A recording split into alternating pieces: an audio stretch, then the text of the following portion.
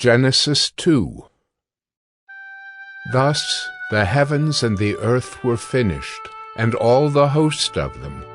And on the seventh day God finished his work that he had done, and he rested on the seventh day from all his work that he had done. So God blessed the seventh day and made it holy, because on it God rested from all his work that he had done in creation. These are the generations of the heavens and the earth when they were created, in the day that the Lord God made the earth and the heavens. When no bush of the field was yet in the land, and no small plant of the field had yet sprung up, for the Lord God had not caused it to rain on the land, and there was no man to work the ground. And a mist was going up from the land, and was watering the whole face of the ground. Then the Lord God formed the man of dust from the ground, and breathed into his nostrils the breath of life. And the man became a living creature. And the Lord God planted a garden in Eden, in the east, and there he put the man whom he had formed. And out of the ground the Lord God made to spring up every tree that is pleasant to the sight and good for food. The tree of life was in the midst of the garden, and the tree of the knowledge of good and evil.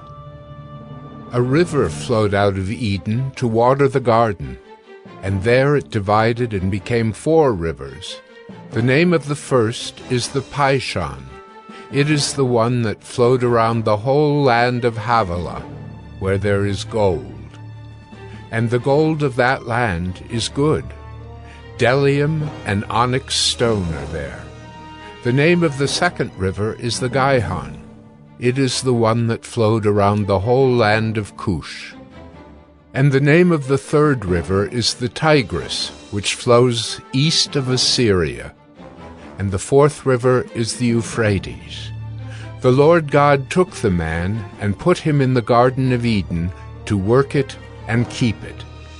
And the Lord God commanded the man, saying, You may surely eat of every tree of the garden, but of the tree of the knowledge of good and evil you shall not eat, for in the day that you eat of it you shall surely die. Then the Lord God said, It is not good that the man should be alone. I will make him a helper fit for him. Now out of the ground the Lord God had formed every beast of the field and every bird of the heavens, and brought them to the man, to see what he would call them. And whatever the man called every living creature, that was its name. The man gave names to all livestock, and to the birds of the heavens, and to every beast of the field. But for Adam there was not found a helper fit for him. So the Lord God caused a deep sleep to fall upon the man, and while he slept took one of his ribs and closed up its place with flesh. And the rib that the Lord God had taken from the man he made into a woman, and brought her to the man. Then the man said, This at last is bone of my bones, and flesh of my flesh.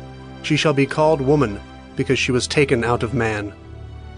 Therefore a man shall leave his father and his mother, and hold fast to his wife, and they shall become one flesh. And the man and his wife were both naked, and were not ashamed.